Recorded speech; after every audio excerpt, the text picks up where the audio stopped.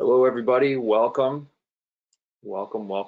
We're here, myself and Sarah. Say hi, Sarah. Hi. We're here for our Helping Your Business Through COVID-19 webinar. We're all obviously working from our homes, as many of you are, and we appreciate you joining as you try and balance, educating your children at home, working from home in different workspaces, and just trying to make it through the day as we go through this. So, it's just a quick half hour. Sarah and I are just going to try and walk you through some stuff that we're seeing in the marketplace and try and be as practical as we can in these very, very uncertain times. So if any of you have questions or anything as we go through this, feel free to put them in the chat. We'll answer as many as we can. And again, our goal is just to be as helpful as we can. So just by a quick way of introduction, my name is Jason Tabeling. I'm our Executive Vice President of Product at BrandMuscle. Sarah? I'm Sarah Cucchiara. I'm the Vice President of Performance Marketing at BrandMuscle. So thanks again for joining today. I think, we want to just start by making sure we recognize, this is difficult. We understand we've seen daily, 8,000 cases just in the US each day. There was just a record 3.2 million jobless claims that came through. So there's unprecedented impact to all of us across the board and across the globe. I think we're all experiencing this in different ways, and particularly our small business and through channel partners that we work with so intimately day to day and that provide for themselves, for their families, as well as for the corporate entities. So, we're seeing this already. A survey from Goldman Sachs just last week said that 96% of people say they've already been impacted in small businesses. They're only 13% of those folks are confident in their contingency plan. So, it's hard to really plan for this is, I think, the key. And while what Sarah and I present throughout the course of the next 20 or so minutes is just the helpful, most practical steps. There are no right or wrong answers. And we think, empathy, understanding, and just solid foundational marketing skills are what we think are important through this tough period. So while all that stuff said, I think we try to boil it down to 3 key recommendations that we're going to walk you guys through. Number 1, maintain accurate location data. This one is number 1 for a reason and on purpose, right? We just looked at a search volume in the US for store hours in the last 30 days. And you can see by this trend that it reached its peak and it has continued to go up, and we'll keep watching this over the coming weeks. But people are searching. Are you open? Are you an essential business? What are your hours if you are open? Are you delivering? All these things are just derivatives of why we think store hours alone are increasing. And so when we think about that, we think very practically in your Google My Business account, your Yext accounts, reputation.com, whatever you're using to manage your location data at a fundamental level, you should be updating your hours on as regular basis as your business needs to. If you're closing Saturday or changing to reflect anything that you're doing for your stores, we've seen a lot of grocery stores in my area open an hour earlier so that they can have specifically the senior population come in without others being in the store. So those types of changes are really important. Manage your information, create a post, tell people what's going on in your store. We're open, but we're open for takeout only, or we're open if you schedule an appointment with us. All those things are important. And Google, pay attention to what Google's posting, right? Google My Business right now is not even publishing any new reviews or review replies, and pausing the Q&A until further notice. They're trying to prioritize updates on hours and posts and how you get that key critical information to the customers. Yeah, and I would say it's just really important as we're all shifting our work environment, if we're working from home, just really making sure all those ways that your consumers can contact you are up to date and accurate. So if you're redirecting phones, make sure that those are working. If you need to change to your personal phone, make sure that information gets updated within, all of those different places where your business listings are. And then also updating your services. So as everything changes, your services may change. You may start to offer delivery or change your menus or offer, like Jason said, alternative hours or or ways that you're interacting with your customers, and just, making sure that that's up to date in your descriptions, leveraging posts to make sure that you're highlighting that and communicating that to your customers is just really vitally important. Just to be transparent, give them as much information as possible, make it as easy as possible for them to connect with you is really important. And I think for this stuff, to Sarah's point, all that stuff is great feedback, right? These are, if you're not using these things today, these are free tools, right? You can get a Google My Business account and claim and update your listing for free, right? There are more complicated ways to handle this, but a lot of the things that we're going to be talking about today are specifically just, free and making sure that you take the time to do it, which is where we wanted to bring in, this is really the only case study we have today, but we thought this was important. As you get your information out there, we took a look for another customer recently. If you were to fill out your Google My Business profile, your location data management profile, there's a lot of different fields in there. But what we found was looking at who filled out their forms the most. In this case, we broke it out as completed greater than 30 fields versus less than 30 fields. Those businesses that filled out their profiles more complete saw a 25% increase in searches and 37% increase in views. So this is a way to increase your exposure. We're not talking here about, we didn't look about the quality of the post or the frequency of the posts or anything like that. All we did was look at how complete the profile was. So those types of completeness driving search volume and driving awareness of your business, I think during these times is really important. So beyond what we're just saying, just completing the basics are really important, and don't overlook those fundamentals. All right, so that's number one, right? Update your location data management. Very, very, very important. Number two, social communication. All right, this is, social in these times particularly has become a really, really important lifeline between SMBs and their customers. And there's not just one way to do this, right? You see a lot of folks talking about how they're treating their employees. Are we giving our employees sick leave? How are we handling and cleaning our workstations? All those sorts of things, right? Are you being involved in your community, refactoring something that you're doing, donating to local food banks, whatever, sharing your story of how this situation has impacted your own business or your lives, right? Livelihood is a real good way to open up and share your story. We're all going through this together.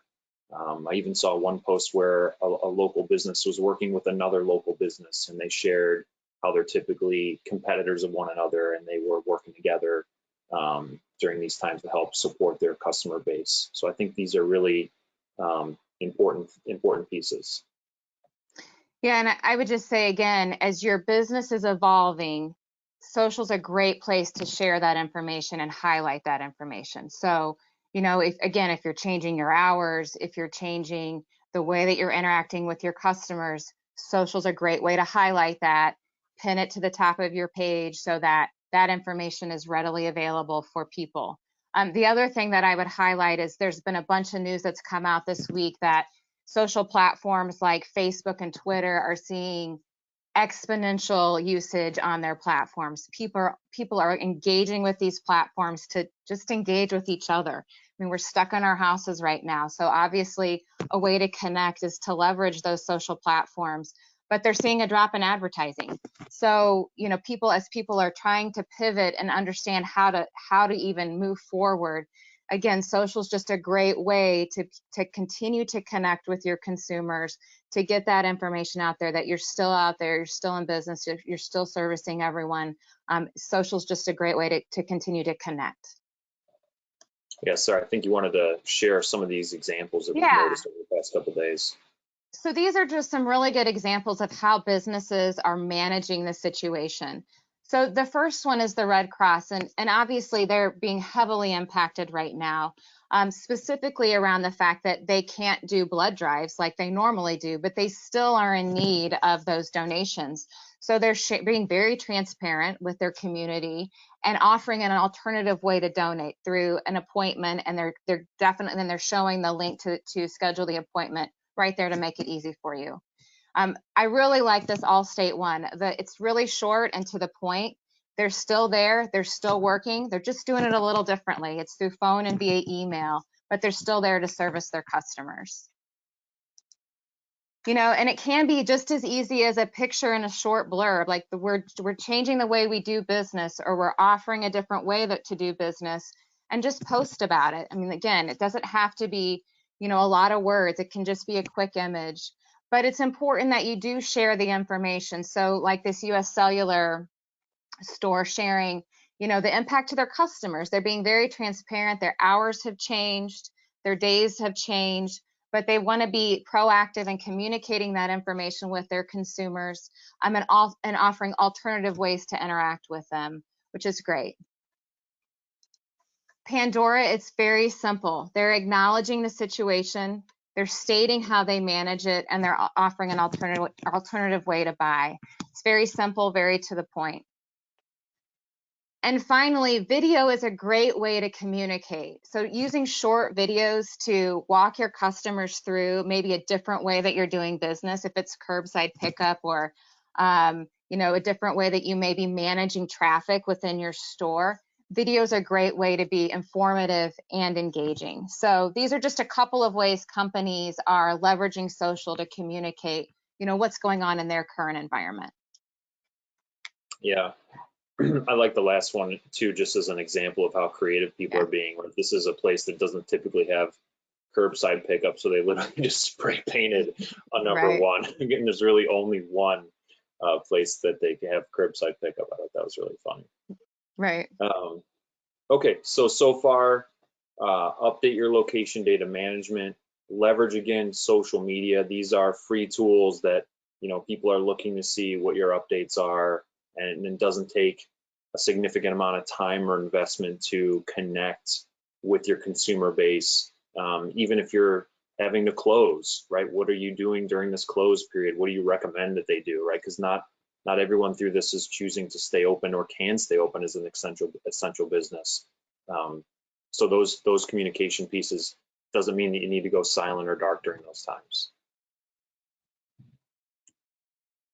So number three, we think if you do advertise, consider digital. This is a really sort of tricky one, I think, because there are co-op funds that we have, and I think we're seeing companies change their rules and trying to be more understanding during these times. But you want to be thinking about how sensitive you are to the situation and what advertising might mean to specific individuals. So if you do kind of go through an if-then checklist of, should I be advertising this during this time? What should I be advertising? How should I be advertising? If you've decided that you should be and you're all the way down to how, we think digital is the right way to be thinking about these for pretty obvious reasons, right? People are indoors, so if you're not going to have a lot of folks driving by your billboard or even picking up the newspaper or any other traditional cinema advertising, et cetera. Would be a good example of something that's just cut short. Event advertising we'll talk more about. So in addition to traditional message anyways are static and tough to turn around based on real-time information. So maybe you're placing an ad now that'll be up for 3 months. Is that still going to be representative of your business through that long run? And here's some data we saw, some data we found from Foursquare that I think just really emphasizes what we already know. This is, what the coronavirus has had impact on movie theaters. We saw AMC furlough their CEO today as their business becomes more and more tricky. Obviously, bars by city are seeing big drop-offs, and I think this will go up as more people put in shelters in place orders throughout the country. It's really impactful. So I think if you're thinking about advertising, this is the way to go. And I think, digital provides you those speed to market and pivot. I think that's an important one. You can do specific targeting. Maybe there are some areas where you want to have addressable media or geofencing. There's some great ways to be able to have addressable media, meaning being able to target someone by a specific address within video, audio, display, all those things. You can target a set of households as streaming videos for Hulu goes up, for example, is a great way to do this sort of stuff. Measurement obviously has a lot more impressions, clicks, cost. Measurement of in-store traffic, should that even apply, is possible. And then we also want to make sure people are considering, any co-op program changes. If you haven't already updated expiration dates of co-op or incentivized digital and been considerate of what this means to your channel partners, we think it's a good time to do that. Yeah, I mean, I don't think that we can stress enough that how crucial or how important digital could be right now, because things are changing so fast. I feel like daily, we're trying to react to what the newest news is. So digital, being able to switch out ads, switch out messaging so quickly, and that targeting capability really makes it flexible in this environment right now. Two key advantages of digital. Yeah, and you're seeing some of the bigger players step in too. We didn't cover this last piece here, but Yelp's offering 25 million in local ad support. There's Facebook is offering $100 million in ad grants to support SMBs and channel partners. We're seeing Google offer free G Suite and other services, even whether it be advertising pieces or other stuff, right? I saw Amazon Prime, taking down the firewall for children's programming during this time, or some of the newspapers like the Washington Post or New York Times taking down their paywall. Like, everyone is trying to figure out the best ways that their services can be brought to the market and be of use and service to their customer base. And I think, Yelp, Facebook, Google, many others are trying to do that as well, to help get the message out there in the appropriate way.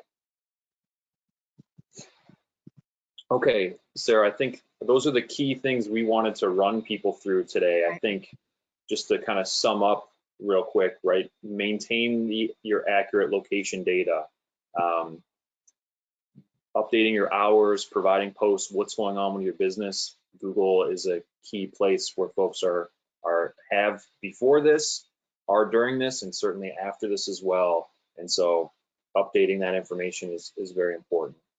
Yeah, and I would say if you have limited time, which we all do right now, focus on the places where people are the most. So if you have limited time to manage this information, focus on Google, focus on Facebook, focus on those places where you are connecting with your community and where they're going for information. So those two, I would say, should be at the top of your list when you're updating your location data and staying on top of that information as your location information may change. Yep.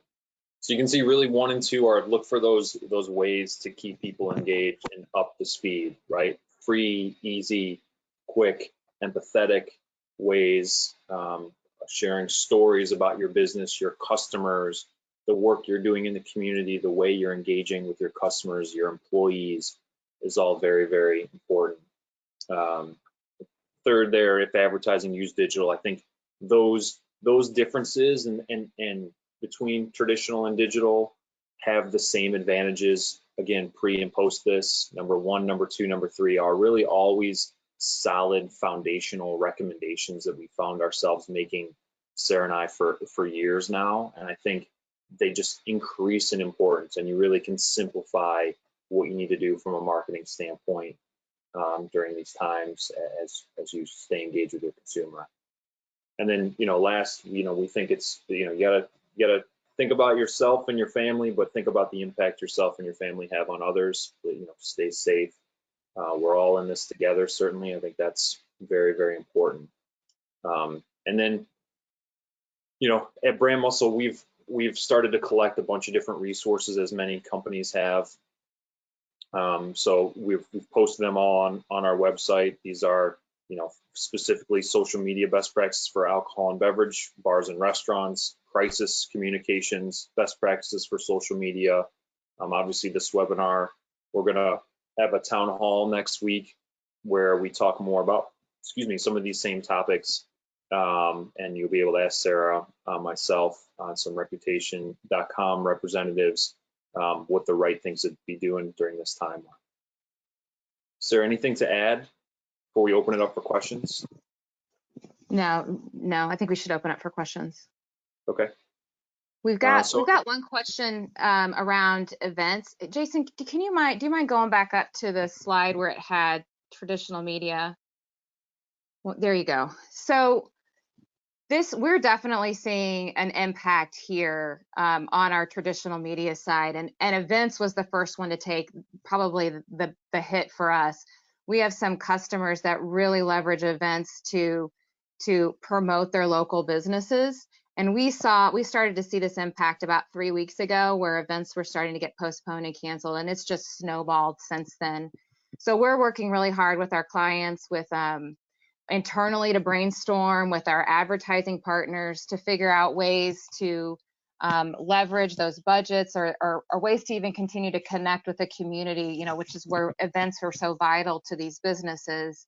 But really, events is a hard one, because that's really around, building those one-to-one relationships. So we're trying to find really creative ways to help our consumers find alternative ways to connect in their communities.